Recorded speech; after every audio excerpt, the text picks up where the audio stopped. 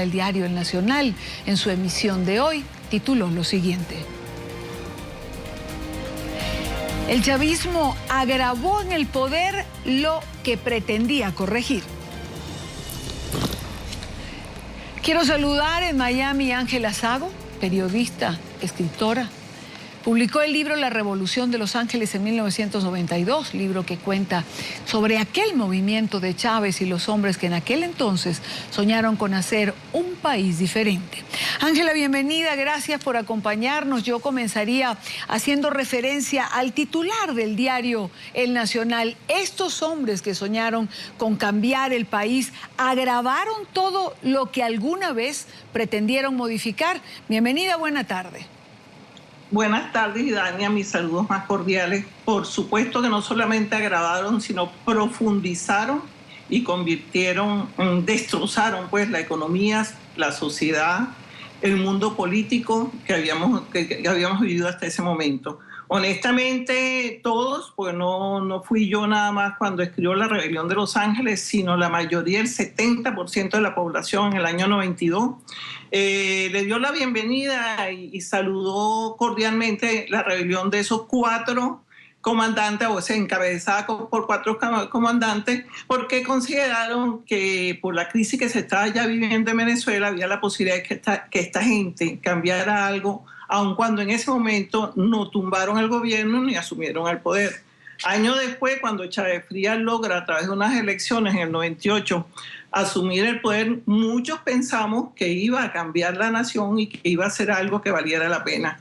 Lamentablemente ya a principios del 2000, quienes habíamos estado muy cerca de él en ese momento, porque yo fui miembro de la Asamblea Nacional Constituyente y más de una vez tuve relación con comunicación directa con él, nos dimos cuenta ya comenzando el año 2000, era imposible que Chávez hiciera un gobierno progresista, de adelantado, sino que iba a ser más de lo que ellos habían criticado, pero además profundizando todos los problemas que hasta ese momento teníamos. Fue muy lamentable porque si hay alguien que tuvo la gran oportunidad de realizar algún buen trabajo en Venezuela, fue este grupo que recibió el mayor presupuesto que ha tenido la historia de nuestro país entre el siglo XX y XXI, y además de eso tuvo el apoyo popular, tuvo apoyo de empresarios, tuvo apoyo de medios, tuvo apoyo de gente de la cultura, de gente de todo tipo, de cualquier clase social, y lamentablemente e inexplicablemente él destrozó todo eso en un estilo de trabajo que intentó cambiar nuestra nación en una nación que jamás había tenido problemas clasistas, ni racistas, ni de odio, porque incluso en los momentos más difíciles, los años anteriores, cuando hubo una lucha armada, jamás había habido ese odio, ese enfrentamiento que lamentablemente engendró Chávez, estimuló Chávez a través de su discurso violento y de toda esa serie de cosas que han pasado en estos últimos 16 años. Realmente es muy triste, no solamente porque se perdió una gran oportunidad para la historia de la nación, sino porque un hombre que era la demostración que nuestra nación sí se podía hacer lo que quería si tú tenías las ganas de hacerlo, porque él nació en Sabaneta de Barinas, una pequeña población de 2,000 y pico de habitantes, y llegó a ser teniente coronel del ejército venezolano, y además de eso pudo estudiar en una universidad. Todos sus hermanos estudiaron en una universidad y pudo asumir la presidencia del país. Es decir, él demostró que en nuestra nación sí había oportunidades y sí se podían lograr las cosas si te empeñaban. O sea, él es la demostración de que en Venezuela se podían desarrollar cosas extraordinarias y hermosísimas. Él perdió esta gran oportunidad histórica y es muy lamentable, y hundió a nuestra nación en la crisis más profunda que hasta ahora ha vivido, incluyendo desde la época de la independencia hasta estos momentos. Eso de verdad es muy triste y muy lamentable. Ángela, ¿en qué momento se pierde el norte de lo que se llamó la Revolución Bolivariana? ¿Por qué Chávez Frías se desvía de lo que fue su planteamiento inicial o por qué no logra concretar, si como usted bien dice, Chávez Frías en su momento contó con el apoyo de movimientos políticos, los intelectuales más reconocidos de Venezuela, los medios de comunicación le apostaron a un cambio, él logró amalgamar la esperanza en un momento determinado de una Venezuela que podía ser mejor. Bueno, mira, ya en noviembre del año 99, estando en una reunión en la Casona, estábamos discutiendo, yo recuerdo, que habíamos discutido el problema del artículo sobre información veraz, que yo decía como periodista, y lo mantengo, que cualquier colega, cualquier comunicador no necesita que le pongan apelativos al hecho noticioso, porque se supone que un buen periodista va a ser veraz, va a ser exacto, va a ser oportuno. Entonces yo recuerdo que yo me puse, yo hablé con él, le dije, pero bueno, ¿por qué te vas a buscar problemas con los medios de comunicación que hasta ahora has tenido toda la libertad para expresarte y para que tu gente se exprese? Y en un medio, o sea, un momento de inoportunidad, además con uno de los poderes más importantes del mundo occidental. Y yo recuerdo que él me dijo, pero de una forma así que me causó mucho malestar. Me dijo, bueno, eso es una guerrita que yo me quiero echar porque yo voy a acabar con todos ellos. Entonces yo dije, bueno, entonces me pasé de decirle, Hugo, ¿por qué hace esta cosa? Decía, señor presidente, disculpe, yo pensé que estábamos hablando de un problema de Estado. Es decir, ya en esos momentos, de finales del 99, Chávez Frías ya tenía una actitud distinta. ¿Qué pasó alrededor de él? Muchos de nosotros, inicialmente de los que habíamos sido amigos de él, pensamos, bueno, a lo mejor es que tiene malos asesores, que tiene una cosa que pasa mucho, por cierto, en el poder, no solamente político, sino económico y social, que es que se crea un mundo de gente que los adula, que le dice sí, amo a todo, y nosotros llegamos a creer, muchos de sus amigos más cercanos, no solamente civiles, sino militares, que era gracias a eso que se estaba moviendo alrededor de él, que él estaba cambiando su personalidad.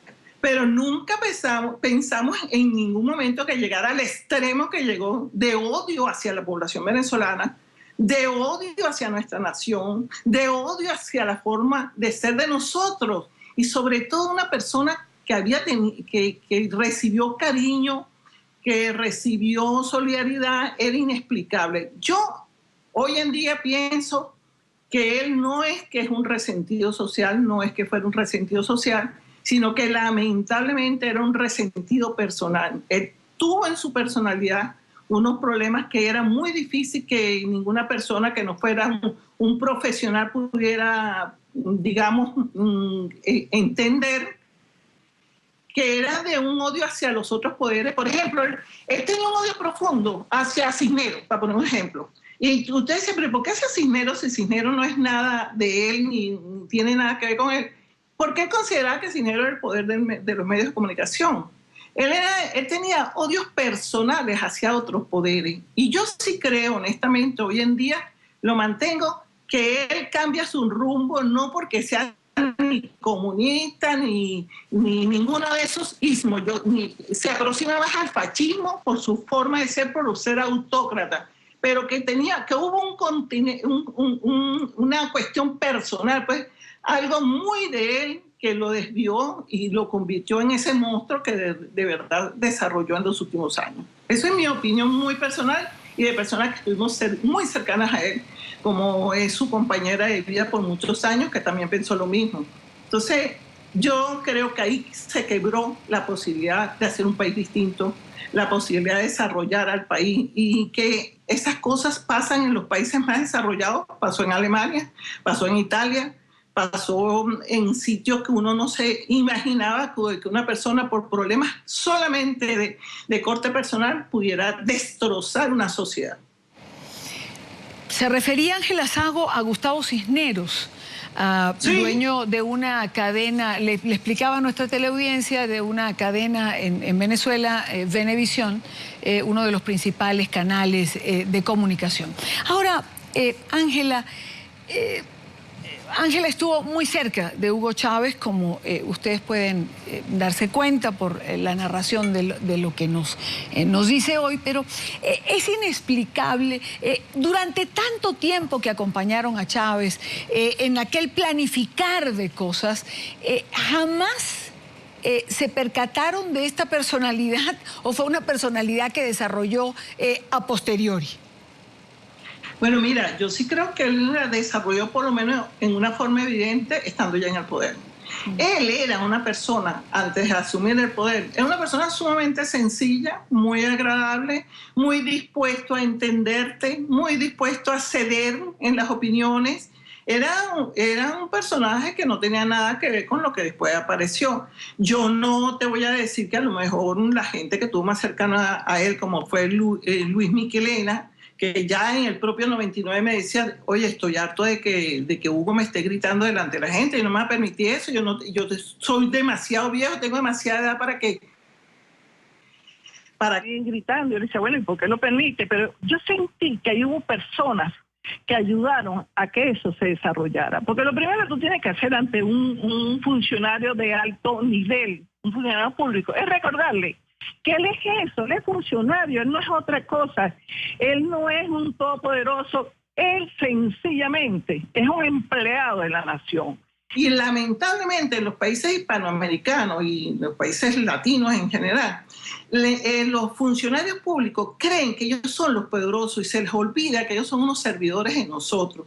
Y en el caso de Hugo Chávez, eso lo sentí más que nunca cuando... Yo me acuerdo que él tuvo una discusión con Aristóbulo y Aristóbulo sencillamente le estaba diciendo algunas cosas que ellos presumían que no se debía hacer y le empezó a gritar. Y yo dije, ¿y por qué Aristóbulo permite semejante cosa? Es decir, hay un grupo que permitieron que él se desarrollara en esa forma monstruosa, que él agrediera gente, porque yo sí creo, honestamente, Dania, que si alguien te viene a maltratar, tú tienes que darle un parado, como dicen vulgarmente en nuestro país, tienes que parar esa monstruosidad. Y en el año 2001 ya Chávez Frías tenía apenas el 31% de aprobación.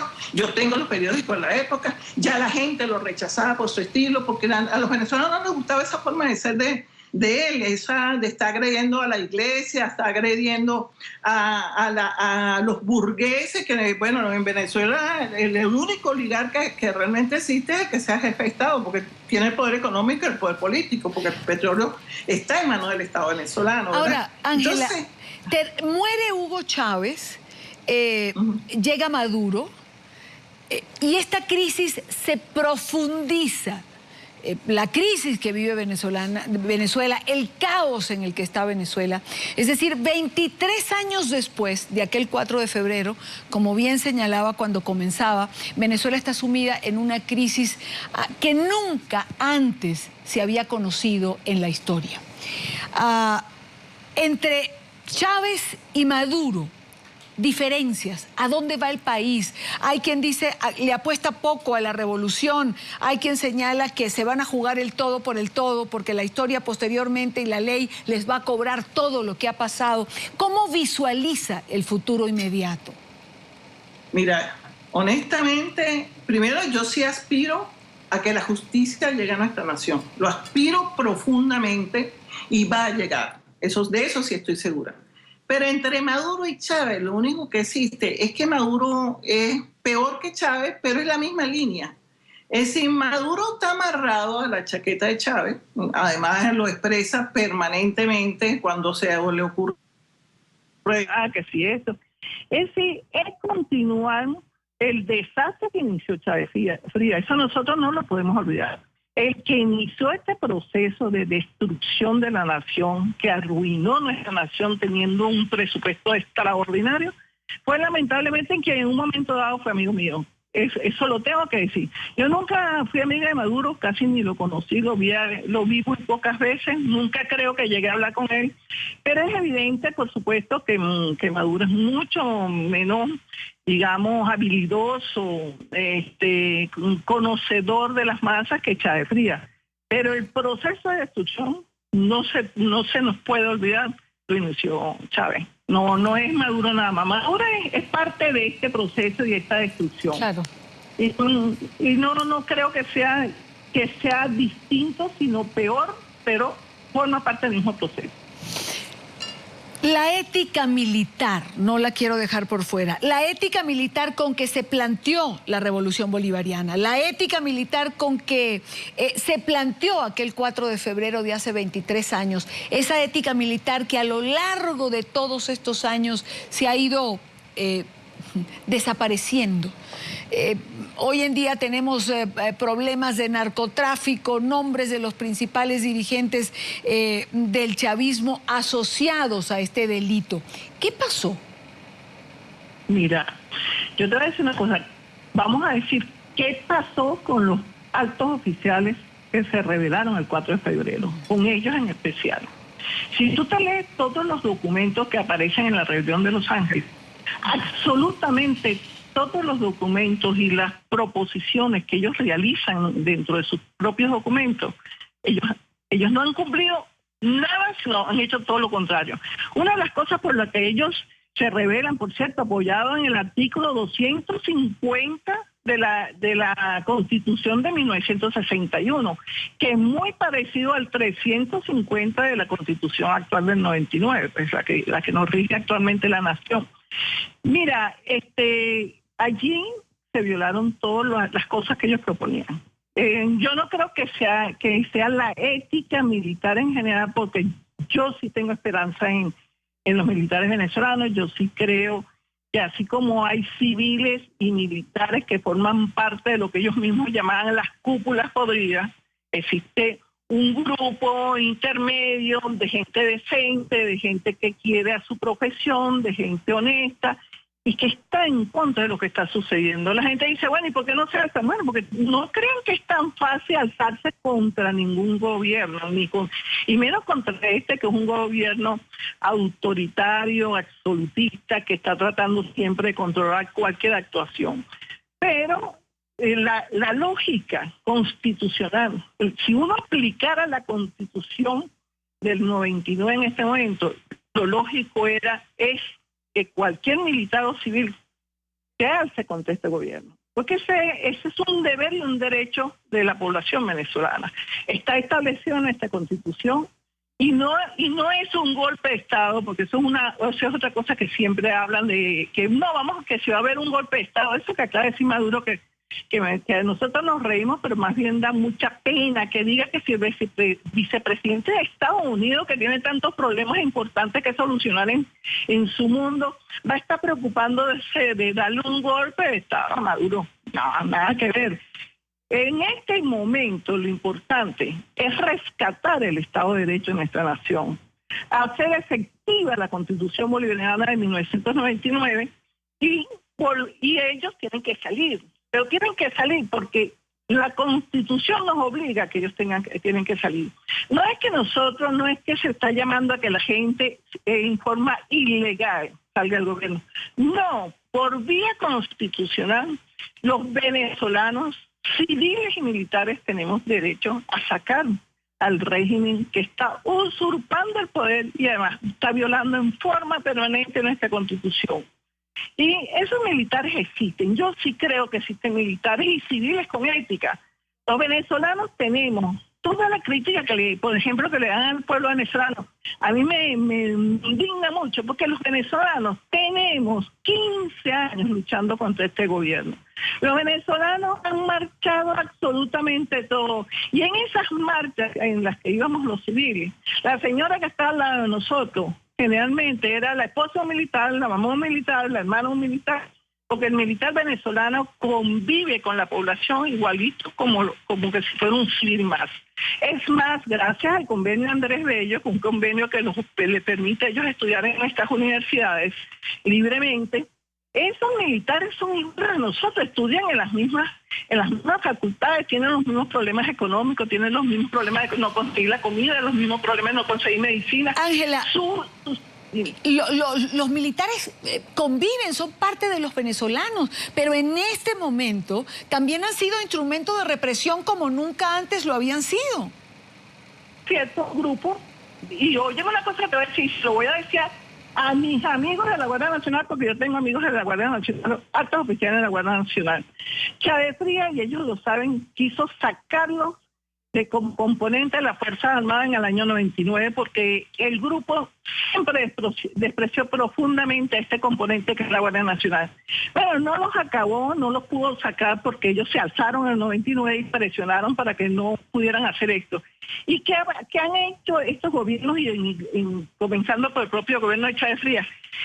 Exponerlos al odio público, porque cuando esos guardias nacionales que salen por ahí, como esa señora que le cayó acá a golpe a una señora manifestante, esos guardias nacionales que le disparan, exacto, esos guardias nacionales que agreden a la población, que son un grupúsculo y que no es la Guardia Nacional como componente, esa Guardia Nacional está ayudando más a que la población venezolana odie y desprecia a ese componente que lo que no pudo hacer Chávez en el 99.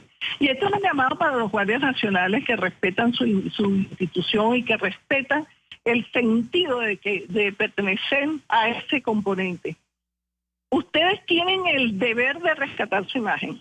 Ustedes en este momento tienen una imagen terrible ante la población, no solamente venezolana, sino mundial, entre otros, por cierto, gracias a esta emisora, que más de una vez nos ha enseñado las imágenes de lo que hicieron los guardias nacionales el año pasado con los 43 estudiantes que nos asesinaron. Pero los guardias nacionales que creen en su institución y el resto de los militares de otros componentes tienen el deber de rescatar la imagen de la institución de las Fuerzas Armadas venezolanas, que era una imagen, por cierto, que era absolutamente reconocible, que las encuestas que se realizaban antes del 98, la Fuerza Armada Venezolana tenía una gran imagen junto a la iglesia, me acuerdo, eran las dos instituciones más respetadas por la población venezolana, más respetada que políticos, más respetada que cualquier otro grupo. Y los medios de comunicación. Sí. En tercer lugar, es que recuerdo, entonces, los militares venezolanos que respetan su institución tienen el deber de rescatar nuevamente la imagen y dar un paso adelante y decirle a la población venezolana y mundial que ellos no son esos guardias que aparecen, por ejemplo, en televisión, que ellos son otra cosa, ellos son gente decente, ellos pertenecen a la idiosincrasia, a la forma de ser del venezolano, como un venezolano solidario, respetuoso, que son otra cosa, a ser narcotraficantes, que ese es un grupúsculo. Esa es la cúpula, podría militar y civil, que lamentablemente ha gobernado nuestra nación en los últimos 15 años.